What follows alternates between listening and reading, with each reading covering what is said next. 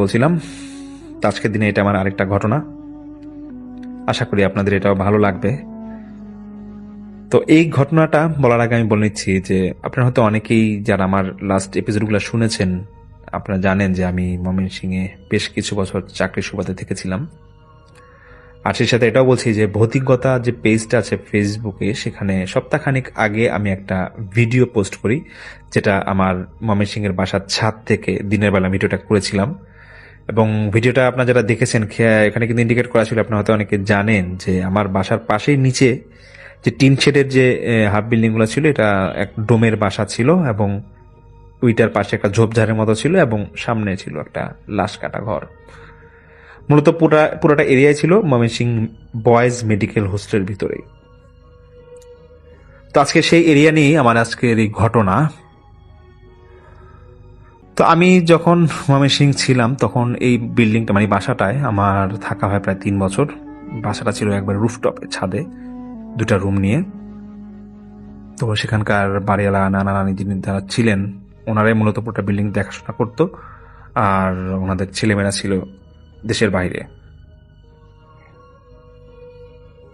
তো যখন আমি বাসা ছেড়ে দিব তার ঠিক 1 সপ্তাহ আগে আমি আমার স্থানীয় যারা বন্ধু বান্ধব আছে ওদের নিয়ে একদিন নিচে আড্ডা দিচ্ছিলাম বাসার নিচেই। তো একজন ফ্রেন্ড আমার বলে ওঠে যে তুই যে বাসায় থাকলি 5 তলায়, একা থাকলি আর 3 বছর, তোর ভয় লাগতো না? তাই বললাম যে না, ভয়ের কি আছে, কেন ভয়ের তো কিছু নাই। তো বলছে ভয়ের কিছু নাই মানে কি? তোর এই বিল্ডিং এর পাশেই তো যে ঘেঁষা যে এরিয়াটা বয়েজ মেডিকেল হোস্টেল, এটা তো আজ থেকে 25-30 বছর আগে লাশ কাটা ঘর ছিল, আর তুই এখানে একা থাকতেই বা কিভাবে? আমার কিছুটা কুতূহল হয়, আমি বলি যে কিরে ভাই, লাশ কাটা ঘর ছিল, আমার বাড়িওয়ালা আমার কিছু বললো না, আর আমিও থাকলাম, কই খারাপ কিছু আমি দেখি নাই।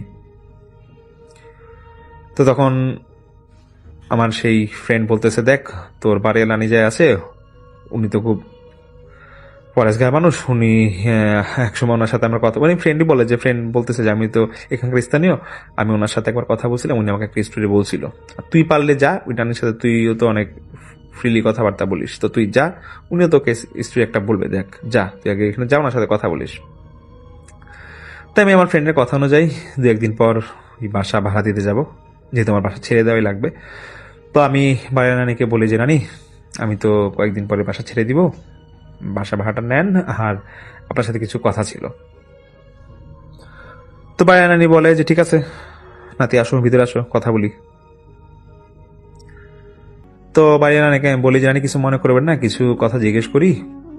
তা আপনাদের এখানে কি পাশে কি এটাকে লাশ কাটা ঘর ছিল নাকি কোনো এক সময়? তো নানি বলতেছে যে কেন, কে বলছে তোমাকে এটা? তা আমি বলি যে স্থানীয় আমার যে ফ্রেন্ড আছে ওর নাম বলি, যে ও এটা বলছে। তখন নানি বলে যে ও আচ্ছা আচ্ছা, ও বলছে।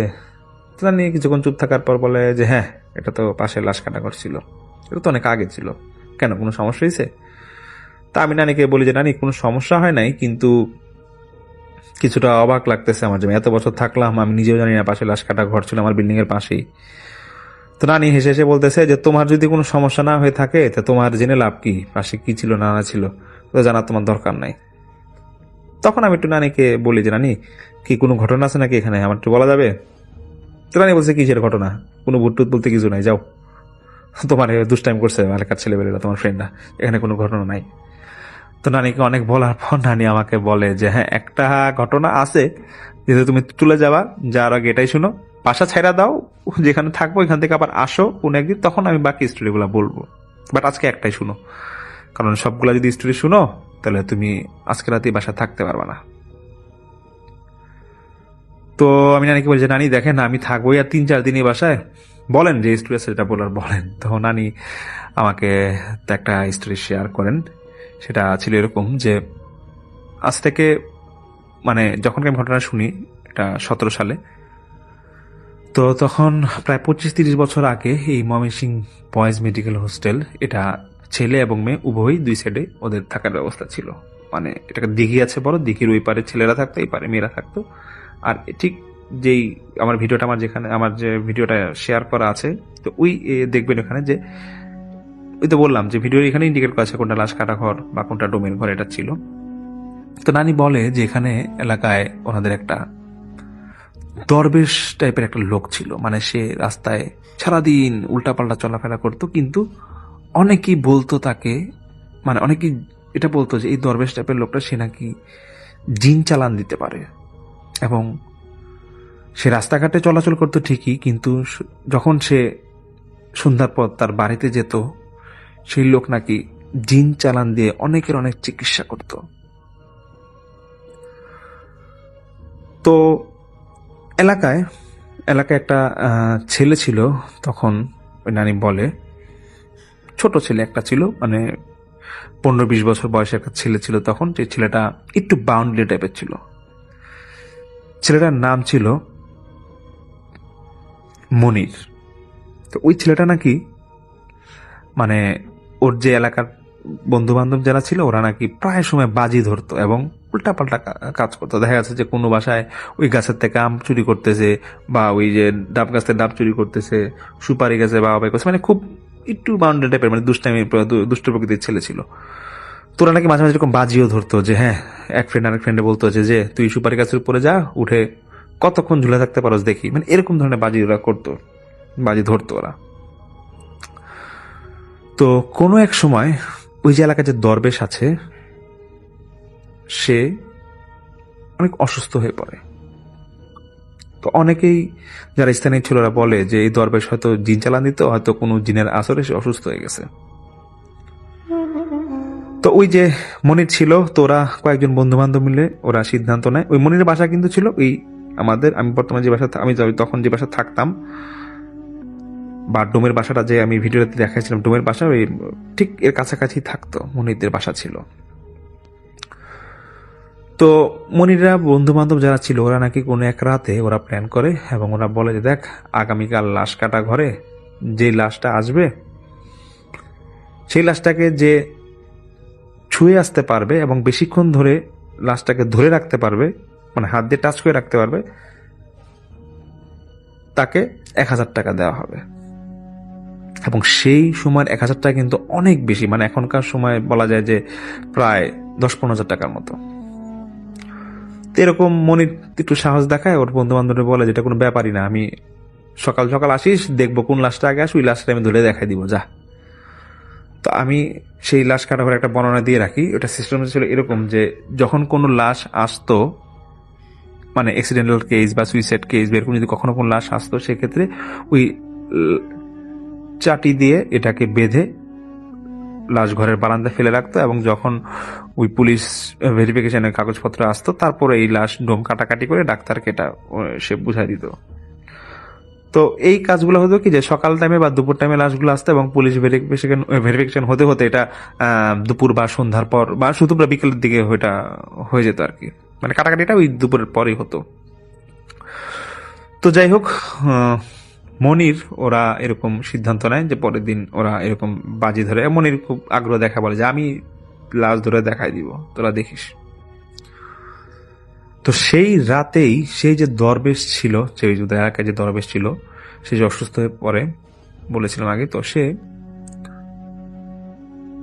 এতটাই অসুস্থ হয় যে নিজের চিকিৎসা করতে যায় জিনের মাধ্যমে। এবং সে একটা সময় তার ফ্যামিলি মেম্বার সবাইকে ওর রুম থেকে বের হয়ে যেতে বলে সেই দরবেশ, এবং রুমের দরজা নিজে লাগাই দেয়।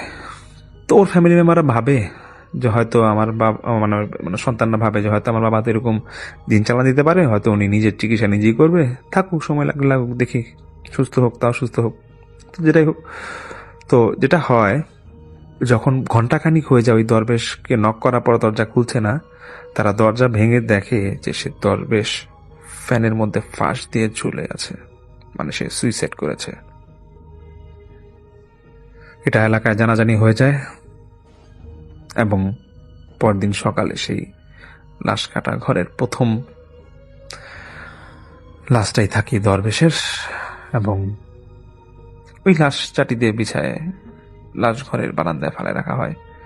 এখানে দরবেশের যে ফ্যামিলি মেম্বাররা ছিল ওরা পুলিশ ভেরিফিকেশনের জন্য ওরা থানায় দৌড়াদৌড়ি করতে যায়। তো মোটামুটি এখানে নিরিবিলি ছিল। তো যেই ডোম লাশ কাটতো তার একটা ছোট ছেলে ছিল। তো ওই ছেলেটা ওই যে মনির বা ওদের যে ফ্রেন্ড সার্কেল ছিল ওদের খুব পরিচিত বা ঘনিষ্ঠ ছিল। তখন ওই মনিরের ফ্রেন্ড সার্কেল ওই ডোমের ছেলেকে বলে যে দেখ তোর বাপ তো নাই, তোর বাপ আসলে লাশ কাটাকাটি করবে, তো আমরা একটা বাজি ধরছি যে আমাদের মনির আজকে যে লাশটা আছে এটা ধরে দেখাই দিবে।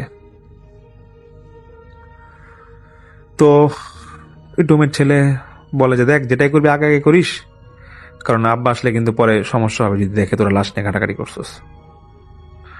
তো যেটাই হোক, মনিরের ফ্রেন্ড যারা ছিল তারা নাকি দূরেই দাঁড়ায় ছিল এবং অনেক দূরে দাঁড়ায় ছিল, এবং মনির নাকি এরকম দৌড় দিয়ে গিয়ে সে লাশের কাছাকাছি, ওই লাশ ঘরে রেখে লাশের কাছাকাছি যেতেই ছাটিটা একটু খুলে ফেসটা দেখে লাশটাকে ধরে রাখে।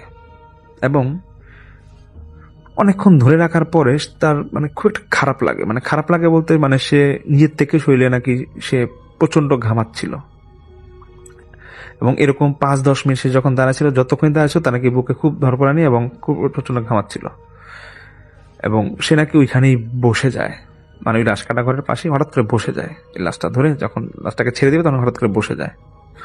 তো ওর বন্ধু বান্ধব যারা ছিল ওরা দূরের থেকে দেখেই মানে বুঝে ফেলে যে মনির হয়তো ভয় অসুস্থ হয়ে গেছে, এবং তারা দৌড় দিয়ে মনির কাছে আসে এবং বলে বন্ধু কি হয়েছে, বলছে কিছু হয় নাই। তো তারা সেই মুহূর্তে বলে যে নাকি মনির নাকি সেই মুহূর্তে প্রচন্ড ঘামাচ্ছিল এবং ওর বুক মানে গা পুরা কাঁপতেছিল। তোর বন্ধু বান্ধবরা যারা ছিল ওরা হয়তো তখন বুঝে যে না আসলে কাজটা করা ঠিক হয় নাই, লাশ নিয়ে এরকম কাজটা করা ঠিক হয় নাই, যত টাকার বাজি হোক। যাই হোক, ওরা মনিরকে ওর বাসায় দিয়ে আসে এবং বলে যে ও একটু অসুস্থ হয়ে গেছে, এর জন্য ওকে ধরে ধরে নিয়ে আসলাম, নেন একটু। ওর মনিরকে মাকে বলে যে ওর একটু শোয়ায় দেন ওকে। তো মনিরের মা বলে যে তোমরা সারাদিন ঘুরে বেড়াও, কি করছো আমার ছেলের এই অবস্থা হলো কেন? তো মনির তোর সেন্স আছে, সে বলতেছে যে মা ওরা কিছু করে নাই, আমি হঠাৎ একটু অসুস্থ হয়ে গেছিলাম। তো মনিরের মা খুব বকা দেয় মনিরকে যে তুই কেন এত দৌড়াদৌড়ি করিস বাইরে। তো যাই হোক, মনিরের সে বন্ধু বান্ধব সেদিন মতো চলে যায়। তো ওই বাইরা নানি বলে যে সেদিন ওরা মানে মনিরের নাকি পেটে এমন ব্যথা হয়েছিল যে বাইরা নানি বলে যে আমার বাসার থেকে ধরো কয়েকশো গজ সামনে ছিল মনিরের বাসা, মানে সেই রাতে খুব চিল্লাচিল্লি শুনতাম যে মনির খুব চিৎকার করে কাঁদতেছে যে মা পেট ব্যথা, পেট ব্যথা, আমাকে বাঁচাও। এবং ওনার মানে বাইরা নানি মানে ওনার হাজবেন্ড নানা বাইরা নানাও নাকি মনিরকে সেই রাতে দেখতে গেছিল, মানে সে পেট ব্যথা এবং রক্ত বমি। তখন মনিরের মা ওর সেই বন্ধু বান্ধব বলে যে আসলে কি হয়েছিল বলতো। তখন পুরোটা ঘটনা বলে যে ও এরকম লাশ কাটাঘরের এখানে গেছিল, এরকম লাশ ধরছে, ওই দরবেশের লাশ ধরছে, তারপর থেকে এরকম। তখন আমার বিল্ডিং এ যে বাড়িওয়ালা নানা ছিলেন উনি নাকি তখন ওই মনিরের মাকে বলে যে দেখো ওই দরবেশ তো জিন চালান দিত, ওর তো শুনছিলাম যখন মারা যায় তখন নাকি ও জিন দিয়ে চিকিৎসা করতে চাইছিল। তো যেটাই হোক, তোমরা পারলে মনিরকে একটু ভালো হুজুর দেখাও, ঝাড়ফুঁক দাও, দেখো ঠিক হয়ে যাবে। এগুলা আসলে অনেক সময় বাচ্চারা ভয় পেলে এরকম হয়। তো যথারীতি এরকম ঝাড়ফুঁক দেয়, দেওয়ার পরে হুজুরকে দিয়ে কয়েকদিন পর ঝাড়ফুঁক দেওয়ার পর মনির কিছুটা ঠিক হয়, কিন্তু মনিরের মাঝে আচরণটা আস্তে আস্তে চেঞ্জ হয়ে যায়। সে ঘর থেকে খুব একটা বের হয় না, এবং ও মানে কিছু অলৌকিক ঘটনা ঘটে যে ও ওর মাকে যেগুলা বলতো ঠিক ওরকমই সব ঘটে যেত। কেন যেন এরকম ঘটে যেত। এর একটা এক্সাম্পল নাকি এরকম ছিল, মানে ওই বাড়িয়া নানি বলে যে একবার নাকি মনির ওর বাবাকে সকালে বলে যে বাবা তুমি আজকে বাসা থেকে বের হয়ে না, তুমি ঘরে থাকো, তুমি একটা অ্যাক্সিডেন্ট করবো, ঘর থেকে বের হয়ে না, এরকম অনেক রিকোয়েস্ট করে। তো মনিরের বাবা বলে আরে পাগলের মতো কি বলো, আমার কাজ আছে আমি বের হবো। তো এরকম উল্টা ঝাড়ি দিয়ে মনিরের বাবা নিজে বের হয়। তো ঠিকই সেদিন মনিরের বাবা দুপুরে উনি বাসের একটা অ্যাক্সিডেন্ট করে ওনার বেশ গুরুতর আহত হয়। এটা মানে যখন ঘটে তখন নাকি মনিরের বাবা খুব অবাক হয়ে গেছিল। তারপরও বিশ্বাস করে না, বলতেছে হয়তো ছেলের মনে টান ছিল যে বাবা যাতে বের না, হয়তো এরকম কারণে ছোট্ট একটা নিজ ঘটনা ঘটছে। আরেকবার নাকি এরকম মনিরের নানা যখন মারা যাবে তখন মনির তার মাকে বলছিল যে মা তুমি নানা বাড়ি চলে যাও, নানা খুব অসুস্থ, কখন কি ঘটে বলা যায় না, তুমি চলে যাও। অনেক জোরাজুরি পর মনির ওর মাকে নানা বাড়ি পাঠায় দেয়। ঠিকই তার একদিন পরে মনির নানা মারা যায়। তো এরকম যখন ঘটনাগুলো মনের মধ্যে ঘটতেছিল তখন ওর বাবা মা কিছুটা ঘাবড়া যায়, এবং ওরা নাকি এই ওর মনির বাবা নাকি এই পারিয়া নানার কাছে, মানে আমি যে বিল্ডিং এ থাকতাম এই নানার কাছে এসে নাকি বলতো যে দেখেন মনির মধ্যে এই ঘটনাগুলো ঘটতেছে। আগে যেমন ও এরকম বাউন্ডারি টাইপের ছিল, বাইরে খুব ঘোরাঘুরি করতো, এখনো ঘর থেকে একটু বাইরে হয় না, একটা ঘরের মধ্যে আবদ্ধ হয়ে বসে থাকে। আর কিছু কিছু ঘটনা আছে ও ঘটার আগে আমাদেরকে বলে দেয়, দেখা যায় ওগুলাই ঘটে। হুজুর তো দেখাইছি, তারপরও বলেন কি করা যায়। সে পারিয়া নানা বলে যে দেখো এটার তো কোনো সলিউশন নাই বা এটা কোনো সমাধান নাই, আমি এখন কি বলবো। হুজুর দেখাইছো, তোমার ছেলে সুস্থ আছে, হয়েছে তো, আর কি চাও। ও যেটা ঘটার ঘটে বলুক, এটা হয়তো ঘটছে আর কি, কোন রকম বলছে, ঘটে গেছে, বাদ দাও ওগুলা, ওগুলা নিয়ে এত টেনশন করো না। তারপর এই মনির একবার নাকি ও স্বপ্ন দেখে যে ও খুব অসুস্থ এবং তার ট্রিটমেন্ট করা হচ্ছে না দেখে সে মৃত্যুর করে ঢলে পড়বে, এবং সে এই জিনিসটাই হুবহু তার মাকে বলে যে মা আমার শরীরটা খুব একটা ভালো না, মানে যখন যেদিন সে স্বপ্ন দেখে তারপরের দিন তার মাকে বলে যে মা আমার শরীরটা ধরে দেখো, আমার শরীরটা খুব একটা ভালো না, জ্বর জ্বর লাগতেছে, আমার হসপিটালে নিয়ে চলো।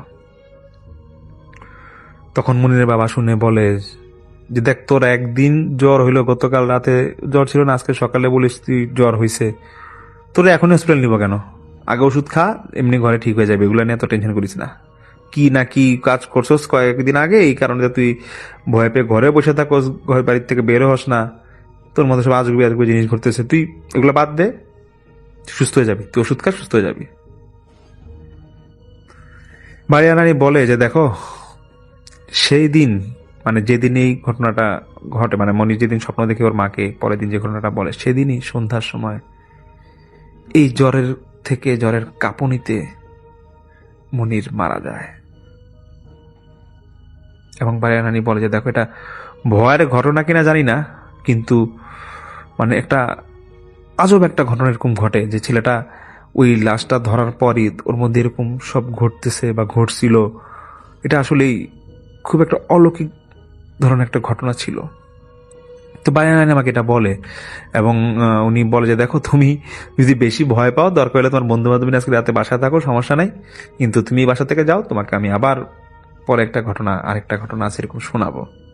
তো যাই হোক, এই ঘটনাটা আমার বেশ ভয় লেগেছিল সেদিন, এবং আমার এখনো মনে আছে সেদিন আমি বাসায় ছিলাম না, আমি আমার ফ্রেন্ডের বাসায় রাতে ছিলাম। তো যাই হোক, আশা করি আপনাদের ঘটনাটা ভালো লেগেছে। সামনে আরো কিছু ঘটনা নিয়ে আসবো। আসসালামু আলাইকুম লিসেনার্স, আমি সামির আনসারি বলছিলাম। তো এখন যে ঘটনা আমি শেয়ার করব সেটা আমার আজকের এপিসোডের শেষ ঘটনা, আর এটা ঘটেছিল আমার ভার্সিটি লাইফের একটা ফ্রেন্ডের সাথে।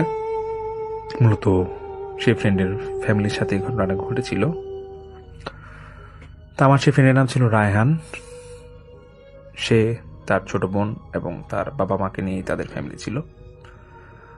তো তার ছোট বোনের নাম ছিল শান্তা, যদি এটা তার ছদ্ম নাম, কারণ রায়হান আমাকে তার নামটা বলতে বারণ করেছিল। তো রায়হান বলে ওদের দেশের বাড়িতে যখন 20-25 বছর আগে ওরা থাকতো, তখন ওর দাদা মৃত্যু শয্যায় অবস্থায় রায়হানের চাচা এবং বাবাকে, মানে দুইজন সন্তানই ছিল না রায়হানের দাদার, তো এই রায়হানের চাচা এবং বাবাকে ওদের সম্পত্তি বুঝায় দেয় এবং বলে যে দেখো তোমরা দুই ভাই আমার দুই সন্তান, তো তোমাদের যে সম্পত্তিটা আমি সমান ভাগে ভাগ করে দিচ্ছি, এবং এটাতে দলিল বা কাগজপত্র যেভাবেই আছে, এটা কিন্তু তোমরা কখনোই এই জায়গা যে কোনো একজন বিক্রি করে চলে যেতে পারবা না। এক হলে দুজনকে জায়গা বিক্রি করে চলে যেতে হবে, আর নাহলে একজন থাকবে, একজন জায়গা বিক্রি করে চলে যাবা, এটা সম্ভব হবে না, এবং সেই দলিল এটা এভাবেই লেখা আছে। তো রায়হানের বাবা চাচারা বলে ওনার আব্বাকে, মানে রায়হান দাদাকে বলে যে বাবা আপনি এগুলো নিয়ে ভাববেন না, কারণ আমরা দুই ভাই সবসময় একসাথেই থাকবো, আমরা কোনো বেচা বিক্রি করবো না এই জায়গা। যাই হোক, এর কয়েকদিনের মাথায় রায়হানের দাদা মারা যায়। তো ওনারা দুই ভাই, মানে রায়হানের চাচা এবং বাবা আলাদা আলাদা বাড়িতে পাশাপাশি একসাথেই বসবাস করতেন। তো রায়হানের চাচি একটু অন্যরকম ছিল। তিনি কখনোই মানে চাইতেন না যে ওনার হাজব্যান্ড মানে রায়হানের চাচা ওনার ভাইয়ের সাথে একসাথে থাকুক। ওনাদের ছোট একটা মেয়ে ছিল। তো যখন এই ঘটনাটা ঘটে সেটা 20 থেকে 25 বছর আগে, আর তখন রায়হান ক্লাস 5-6-এ পড়ে, আর তো ছোট বোন তখন 1-2 বছর বয়স। আর রায়হানের চাচা যে ছোট একটা মেয়ে ছিল এটা ওর বয়স 3-4 বছর। তো রায়হানের চাচি প্রায় সময় ফোর্স করতো ওনার হাজব্যান্ডকে যে দেখো এখানে থাইকো না, এর চেয়ে এটা তো গ্রামের সাইডের এলাকা, তুমি জায়গাটা বিক্রি করো, বিক্রি করে আমার বাবার বাড়ির এখানে ভালো জমি আছে, এখানে আমরা কম দামে ভালো জমি পাবো, ভালো বাড়ি করতে পারবো, এখানে চলে যাবো, চলো। তো রায়হানের চাচা কখন এটা রাজি হতো না, এবং রায়হানের চাচি নাকি প্রায় সময় রায়হানের বাবাকে ফোর্স করতো যে আপনি আপনার ভাইকে বোঝান এখানে আর কয়দিন থাকবে, এই গ্রাম সাইড এরিয়াতে আমার যে ছোট মেয়ে চোখে বড় করতে পারবো না। তো রায়হানের বাবাও খুব রাগ করতো এটা নিয়ে, বলতো যে দেখো এটা আমাদের দুই ভাইয়ের ব্যাপার, এটা নিয়ে তুমি নাক গলাবা না। তো যাই হোক, বেশ কিছুদিন পর রায়হানের চাচা একবার রোড অ্যাক্সিডেন্ট করে, এবং তারপর থেকে তিনি শারীরিকভাবে অসুস্থ হয়ে পড়েন। এবং তখন রায়হানের চাচি আরো জোরালোভাবে রায়হানের বাবাকে বলে যে দেখেন আপনার ভাই অসুস্থ হয়ে গেছে, এই গ্রামে আশেপাশে কোথাও ডাক্তার পাওয়া যাবে না, আপনাদের জায়গাটা যে জায়গায় আছে এখানে আসলে ডাক্তার পাওয়া যাবে না, আমার বাবার বাড়ি সদরে, এখানে আমরা ভালো চিকিৎসাও করতে পারবো, আর ওর যেহেতু অসুস্থ, শারীরিকভাবে অসুস্থ, চলাচল করতে পারছে না, তো ওখানে যদি একটা জায়গা নেই আর যদি একটা বাড়ি করি এখানে, তাহলে আমার জন্য খুব সুবিধা হয়, আপনার জায়গাটা ইচ্ছা করলে এক হলে আমার হাজব্যান্ড নামে লিখে আমাদেরটা দিয়ে দেন, আর নাহলে আপনার সম্পূর্ণ জায়গা বিক্রি করে ফেলেন। তো রায়হানের বাবা বলে দেখো এই জায়গা কখনোই ভাগাভাগি করা যাবে না, বিক্রি করলে সবাইকে একসাথে করতে হবে, কিন্তু আমি আমার এই জায়গা বিক্রি করতে পারবো না, যদি সম্ভব হয় আমার ভাই শহরে গিয়ে ট্রিটমেন্ট করে আবার এখানে এসে থাকবে। কয়েক মাস পর রায়হানের চাচা মারা যায়, এবং রায়হানের চাচি বেশ ভেঙে পড়ে, এবং রায়হানের চাচির দিকে তাকায়। রায়হানের বাবা বলে দেখো যেহেতু আমার ভাই মারাই গেছে, তোমারও তো টাকার পয়সার প্রয়োজন, ঠিক আছে এক কাজ করে আমি তোমাকে কিছু টাকা পয়সা দিই, তুমি এগুলো দিয়ে এগুলো নেই, তুমি সংসার চালাও, আর তোমার মেয়েটা বড় হচ্ছে, আমি ওর দেখভাল করব। তো রায়হানের চাচি আবারও খুব খারাপভাবে বলে যে দেখেন আপনার ভাই তো মরছে এই গ্রামে থেকে, এখন আমাদের এখানে মারেন না, অ্যাটলিস্ট আপনার জায়গাটা বিক্রি করে আমাদের জায়গা বুঝাই দেন। কিন্তু রায়হানের বাবা ওই জায়গায় অনড় ছিল, উনি কখনোই বিক্রি করার ব্যাপারে ছিল না। তো রায়হানের চাচির বাবার বাড়িতে ওনার মা নাকি রায়হানের চাচির আম্মা নাকি প্রায় সময় তাবিজ করতো, এটা রায়হানের মায়ের কাছ থেকে রায়হান শুনেছিল। তো রায়হানের বাবা একটা সময় সিদ্ধান্ত নেয় যে উনি আসলে গ্রাম ছেড়ে উনি শহরের দিকে চলে যাবে, যেহেতু ওনার ছেলে মেয়েরা বড় হচ্ছিল। তো রায়হানের বাবা এরকম সিদ্ধান্ত যখন নেয়, তখন রায়হানের চাচি মনে করে যে হ্যাঁ এখন হয়তো রায়হান জায়গা বিক্রি করে দিবে, কিন্তু রায়হানের বাবা জায়গাটা বিক্রি করে না, উনি অলরেডি শহরে চলে যায়। তো শহরে যাওয়ার আগ মুহূর্তে রায়হানের চাচি রায়হানের বাবাকে আবার রিকোয়েস্ট করে, ভাই আপনি তো চলেই যাবেন, জায়গাটা পারলে বিক্রি করে দেন, আর না হলে আমরা খুব অসহায় হয়ে যাবো এখানে থাকাটা আমাদের খুব সমস্যা হয়ে যাবে, এবং আমরা তো অসহায়, আমরা কি করব, আমি আর আমার মেয়েই তো আছি। তো অনেক বোঝায় কিন্তু কোনো লাভ হয় না। রায়হানের বাবা বলে ঠিক আছে আমি শহরে যাই, আমি চিন্তা করি তারপর আমি জানাবো। তারপর রায়হানরা ঢাকার দিকে এসে পড়ে, এবং রায়হানের চাচি প্রায় সময় যোগাযোগ করে বলতো বা ঢাকায় আসতো, বলতো যে ভাই টাকাটা বিক্রি করেন, কিন্তু তাতে রাজি হয় না। তো একবার রায়হানের চাচি অনেক খাবার দাবার নিয়ে আসে গ্রাম থেকে, সেবার ওই একই অবস্থা, রাহানের বাবাকে মানে খুশি করানোর জন্য ফল আনে, গ্রামের থেকে শাকসবজি নিয়ে আসে এবং বলে যে ভাইজান এগুলো আপনার জন্য আনছি, খাওয়া দাওয়া করবেন। ওনার কথা উদ্দেশ্য একটাই যে ঘুরে ফিরে ওই জায়গাটা বিক্রি করতে হবে। এখন রাহানের বাবা বলে যে ঠিক আছে আপনি যান, দেশের বাড়িতে আমি দেখি জানাবো। তো এই চাচির যাওয়ার পর থেকেই রায়হানের যে বোন ছিল শান্তা, ও নাকি মানে কেমন জানি হয়ে গিয়েছিল।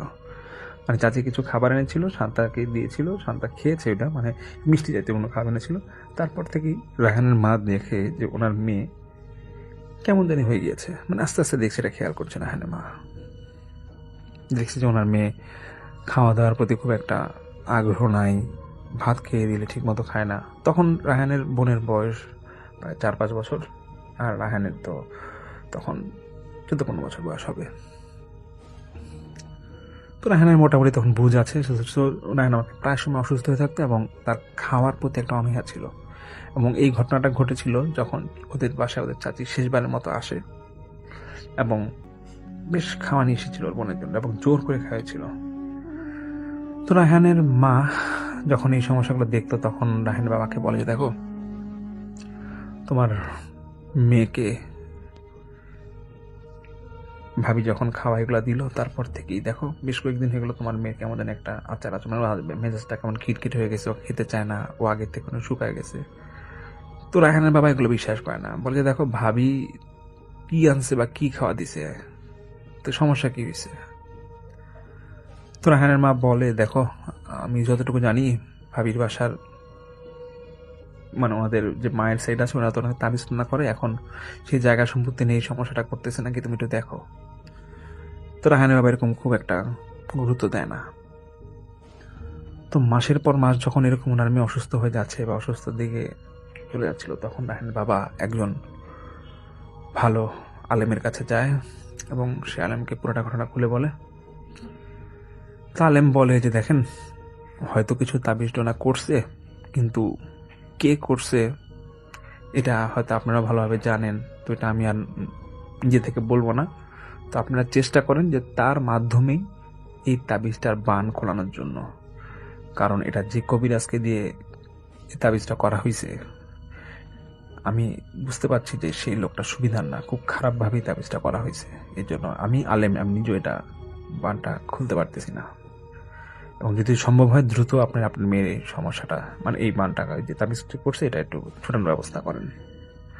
এরপরে রায়হান বলে যে ওর বাবা নাকি বেশ কয়েকটা আলেম হুজুরকে দেখিয়েছিল, কিন্তু ম্যাক্সিমাম হুজুর এবং আলেমরা একই কথা বলে যে যেটা তাবিজ করছে তাকে বুঝান, তার মাধ্যমে এই তাবিজটা খোলান বা বানটা খোলান।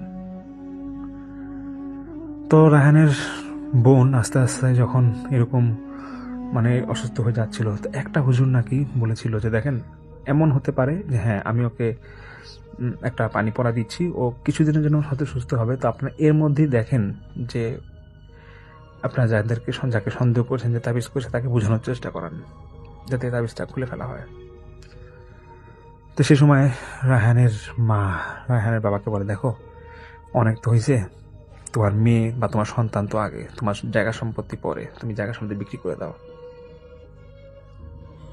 তো রায়হানের বাবাও একটু চিন্তা পড়ে যায়, বলে পৈতৃক সম্পত্তি গ্রামে একটাই আছে, এখন ভাবিকে বলে কোনোভাবে এটা সমাধান করা যায় নাকি, তাবিজটা বা বানটা খোলা যায় নাকি।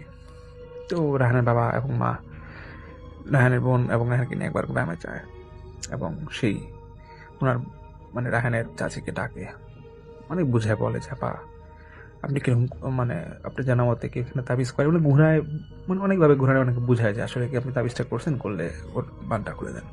এতে ওর চাচি অনেক রেগে যায় এবং প্রায় অপমান করে পারলে বাসা থেকে তাড়ায় দেয় এমন একটা অবস্থা। তো এটাতে রায়হানের বাবা আরো মানে টেনশনে পড়ে যাবে, এখন কি করবে রায়হানের বোনকে নিয়ে। কিন্তু যে হুজুরগুলো দেখিয়েছিল ওটা ঠিকই বলেছিল তাবিজ করা হয়েছে এবং কোনো খাওয়ার মাধ্যমে তাবিজ হয়েছিল, মানে কিছু একটা খাওয়াই দিয়েছিল তাবিজ হয়েছে।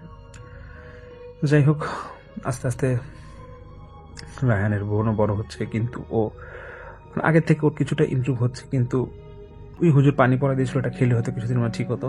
এখন রাহানের বোনের বয়স প্রায় 8-10 বছর হয়ে গিয়েছে। মানে যেহেতু এটা ঘটনাটা ঘটেছে অনেক আগেই, 8-10 বছর বয়স যখন ওর রাহানের বোনের হয়ে যায়, তখন সে মানে আগে তো চুপচাপ ছিল, এখন আরো চুপচাপ হয়ে গেছে। এবং কিছুটা শরীর স্বাস্থ্য মানে খাওয়া দাওয়ার প্রতি আগে থেকে একটু ওর রুচি আসলে ও এখন মানে আগের মধ্যে কিটকিটা, মানে শরীরটা শুকনা একবারে। পারলে আগে যা খেত এখন খায়, কিন্তু ওই খাওয়াটা এরকম আগের মতো না, ওই একই অবস্থা প্রায় বলা যায়। তো রায়হান বলে যেটা দেখার পর ওর মা নাকি প্রায় কান্নাকাটি করতো। এবং যেহেতু কয়েকবার ওরা চেষ্টা করেছিল চাচিকে বোঝানোর জন্য, কিন্তু চাচি কিছুই বুঝে নাই।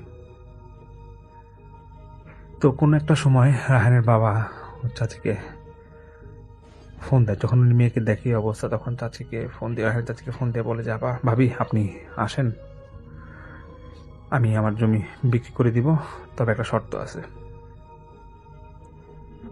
তো তখন চাচি বলে যে, ঠিক আছে আমি আসতেছি, শহরে আসতেছি তোমাদের বাড়িতে। তখন রায়হানের যে বোন, তখন তোর 8-10 বছর বয়স, সে নাকি যেদিন চাচি আসবে তার আসার আগের দিন একটা খারাপ স্বপ্ন দেখে যে ওর চাচি যখন গ্রাম থেকে শহরে আসছিল, তখন উনি যে বাসটায় আসে সেই বাসটা অ্যাক্সিডেন্ট করে এবং চাচি রোড অ্যাক্সিডেন্টে মারা যায়। তো তখন রায়হানের বোন এটা ওর বাবা মাকে বলে যে, আমি এরকম চাচিকে দেখছি, চাচি রোড অ্যাক্সিডেন্টে মারা গেছে। তখন রায়হানের বাবা মা বলে যে, এগুলো বাজে স্বপ্ন দেখছো মা, এগুলা খারাপ কথা। তো যাই হোক, তার 2-1 দিনের মধ্যে যখন চাচি আসে, চাচিকে সুস্থ অবস্থায় চাচি বাসায় আসে, এবং রায়হানের বাবা বলে যে, ভাবি দেখেন, আমি আমার সম্পত্তি বিক্রি করে দিব, আপনাদের ভাগ্য বুঝাই দিব, কিন্তু আমার একটাই রিকোয়েস্ট, আপনি আমার মেয়েকে তাবিজ করছেন আমি জানি, এই তাবিজের বানটা আপনি খুলেন, নাহলে ও আর সুস্থ হবে না। তো রায়হানের চাচি বলে যে, দেখো আমি কোনো তাবিজ করি নাই, আর আগে জমি বিক্রি করো, তারপরে দেখা যাবে কি হয়। তখন রায়হানের মা এবং রায়হানের বাবার একটু সন্দেহ লাগে, যেহেতু ওনার মানে রায়হানের চাচি বলেছে যে আগে জমি বিক্রি করো তারপর দেখা যাবে। তখন ওনারা যেটা করে যে বলে, আচ্ছা ঠিক আছে, আমরা জমি বিক্রির ব্যাপারে আগাচ্ছি, আপনি বাড়ি যান, আপনাকে যা বললাম একটু মাথায় রাখেন। উনি যেদিন বাড়ি যাবে ঠিকই উনি যাওয়ার পথে রোড অ্যাক্সিডেন্ট করে, এবং ওনার যে অবস্থা হয় সে মুহূর্তে ওনাকে দ্রুত ঢাকা মেডিকেলে ভর্তি করা হয়। ওনার সন্তান মেয়ে আসার পর ও কান্নাকাটি। তো রায়হানের বাবা ওনার মেয়েকে মাথায় হাত বুলে বলে, দেখো মা, যা হওয়ার হয়েছে, আমরা তো আছে, টেনশন করো না, তোমার মা সুস্থ হয়ে যাবে, অনেক সান্ত্বনা দেয়। তখন এমন একটা অবস্থা দাঁড়ায় যে রায়হানের মা একদিক দিয়ে ভয় ছিল যে এক্সিডেন্ট করছে, আল্লাহ না করুক, যদি খারাপ কিছু হয়ে যায়, যদি মারাই যায়, তাহলে সেক্ষেত্রে তো ওনার মেয়ে আর কখনো সুস্থ হবে না।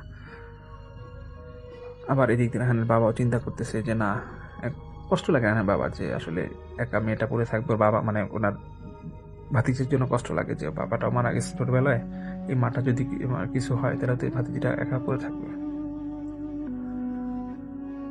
তো তখন রায়হানের মা, ওনার কিছু করার থাকে না, উনি ওনার ভাবিকে মানে রায়হানের চাচিকে কয়েকদিন সেবা শুশ্রূষা করে। একটা পর্যায়ে রায়হানের চাচি মানে কিছুটা উনি মনে হয় গিলটি, উনি মানে রায়হানের মা বলে যে কিছুটা মনে হয় গিলটি ফিল করে, এই জন্য একদিন অসুস্থ অবস্থায়, হসপিটালে থাকা অবস্থায় একদিন রায়হানের চাচি উনি রায়হানের মাকে ডেকে বলে হসপিটালের মধ্যে, দেখো আমি আসলে ভুল করছিলাম, আমি অনেক বিষয়ে অহংকার করছি,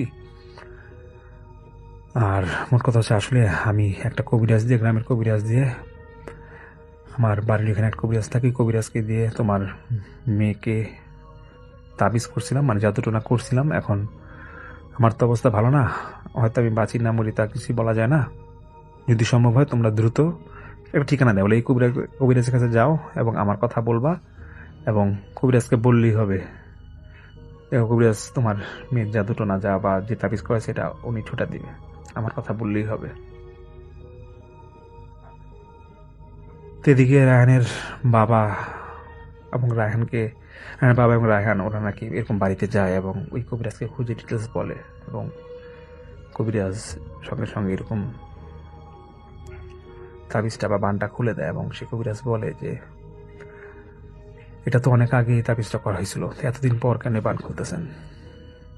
তখন রায়হানের বাবা জিজ্ঞেস করে এটা কখন করা হয়েছিল। পরে কবিরাজ ডিটেলস বলে যে উনি তো এরকম সম্পত্তির লোভে এরকম কাজটা করছিল, ওনাকে অনেক আগে করতে বলছিল, আজকে হয়তো উনি পারমিশন দিয়েছে দেখে আমি আজকে এটা বানটা খুললাম। তো যাই হোক, যখনই বান খুলে রায়হানের বাবা এবং রায়হান যখন ঢাকার উদ্দেশ্যে রওনা দিবে, তখন ওনারা যাত্রাপথে শুনে যে রায়হানের চাচি মারা গিয়েছে। এবং রায়হান আমাকে এটা বলে যে ভাই এটা আমার একটা কেমন ঘটনা, আমি এটা ভূতের ঘটনা বা ভৌতিক ঘটনা না, কিন্তু এই যে তাবিজ টোনা যে হয়ে এটা খারাপ কিছু ঘটতে পারে, আমি আমার নিজের মনকে দেখে এটা দেখেছি। এবং রায়হান বলে যে এই ঘটনা ঘটার পর থেকে ঠিক মাসখানেক পর থেকে আমার বোন আগে থেকে সম্পূর্ণ চেঞ্জ। ওর যেরকম শরীর ভেঙে গিয়েছিল বা সেরকম শরীর খারাপ থাকতো, সম্পূর্ণ সে এখন সুস্থ, এবং সে আল্লাহ দিলে পরে সম্পূর্ণ সুস্থ হয়ে যায়। তো যাই হোক, এটা একটা ঘটনা আমি আপনাদের শেয়ার করলাম। আসসালামু আলাইকুম। আসলে ভাইয়া, উত্তরবঙ্গের এক জনমানবহীন জংশনের কাছে রেল লাইন স্টেশন থেকে প্রায় 3 কিলোমিটার দূরে একটা পুরনো লেভেল ক্রসিং আছে, যেখানকার প্রেগনেন্ট 10 বছর আগে এক রহস্য দুর্ঘটনার মারা গিয়েছিল। তারপর থেকে ওখানে আর কেউ ডিউটি করতে চায় না। গল্পের নায়ক হচ্ছে আরিফ, যে কিনা ভূত প্রেত একদম বিশ্বাস করতো না। সে পেশায় একজন সিভিল ইঞ্জিনিয়ার। এক রাতে কাজ করতেছে, সে কাজ করে ফিরতে দেরি হয়, সে শর্টকাট নেওয়ার জন্য ওই নির্জন রেল লাইন ধরে হাঁটা শুরু করেন। হাঁটতে হাঁটতে আরিফ খেয়াল করলো চারপাশটা যেমন যেন অস্বাভাবিক রকমের থমথমে এবং নিস্তব্ধ। ঝিঝি পোকার ডাকও শোনা যাচ্ছে। হঠাৎ কেউ অনুভব করলো তার ঠিক পেছনে কেউ একজন হঠাৎ ভারী বুট বা জুতা পরে হেঁটে হেঁটে আসছে। সে থামলে পেছনের শব্দটাও থেমে যাচ্ছে। সেই অশ্লীল পেগমেন্ট। কিছুটা এগোতেই আরিফ দেখলো দূরে একটা লণ্ঠন দুলছে। কাছে গিয়ে দেখলো খাকি পোশাক পরা এক বৃদ্ধ লোক রেল লাইনের ধারে বসে আছে। লোকটার মুখ দেখা যাচ্ছে না, শুধু নিচু স্বরে বিড়বিড় করছে, টাইম হয়ে গেছে, গাড়ি আসছে, সরিয়ে নাও। আরিফ ভাবলো হয়তো কোনো রেল কর্মী। সে পাত্তা না দিয়ে এগিয়ে গেল। হঠাৎ গভীর নীরবতা ভেঙে অনেক দূরে থেকে একটা রেল লাইনের হুইসেল শোনা গেল। কিন্তু সমস্যা হলো ওই রেল লাইনে রাতে কোনো ট্রেন চলাচলের কথা নয়। আরিফ দেখলো দূরে একটা জোরালো আলো তার দিকে এগোচ্ছে বা এগিয়ে আসছে। সে একটা লাইন থেকে সরে দাঁড়ালো, কিন্তু আশ্চর্যের বিষয়, ট্রেনের ইঞ্জিনটা যখন তাকে অতিক্রম করলো, কোনো শব্দ হলো না, শুধু এক হিমশীতল হাওয়া তাকে ছুঁয়ে চলে গেল। ট্রেনটা চলে যাওয়ার পর আরিফ লক্ষ্য করলো সে যেখানে দাঁড়িয়ে আছে তার পায়ের নিচের পাথরগুলো রক্তে ভেজা। সে ভয়ে দৌড়াতে শুরু করলো। কিছু দূর গিয়ে সে হোঁচট খেয়ে পড়ে গেল। যখন টর্চ জ্বালালো, সে দেখলো একটা ভাঙা সিগন্যাল পোস্টের সামনে দাঁড়িয়ে আছে একজন ব্যক্তি, আর সেই লণ্ঠন হাতে ওই ব্যক্তিটা তার ঠিক পিছনে দাঁড়িয়ে আছে। ঠিক এবার তার কোনো মুখ নেই, পুরোটা পুড়ে কয়লা হয়ে গেছে। লোকটা তার হাড় গিলগিলে হাত দিয়ে আরিফের দিকে ইশারা করে বলল, পরের ট্রেনটা তোমার জন্য আসছে। আরিফ তখনই জ্ঞান হারিয়ে ফেলে এবং পরের দিন সকালে স্থানীয়রা তাকে উদ্ধার করে। তারা জানায় 10 বছর আগে ঠিক ওই জায়গায় এক গেটম্যান ট্রেনের ধাক্কায় পুড়ে মারা গিয়েছিল।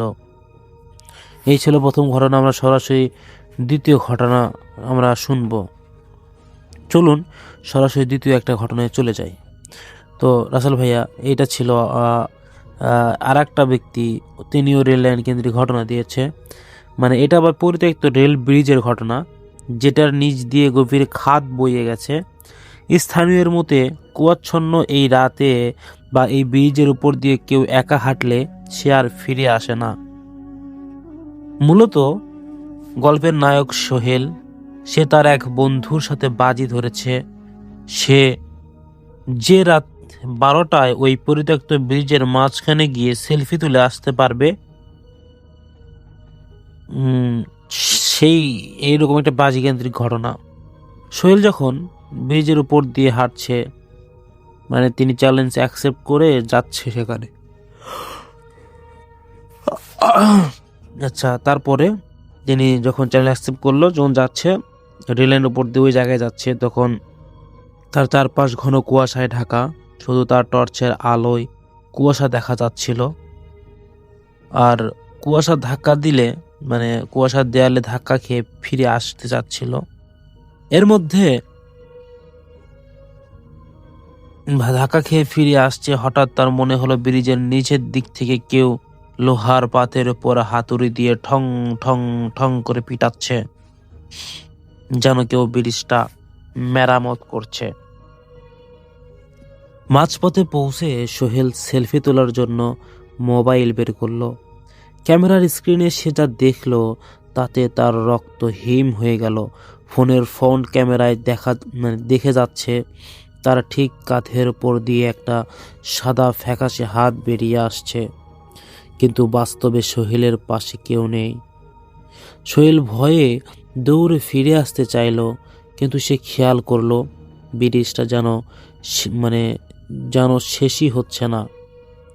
সে যত দৌড়াচ্ছে ব্রিজের দৈর্ঘ্য ততই বেড়ে যাচ্ছে।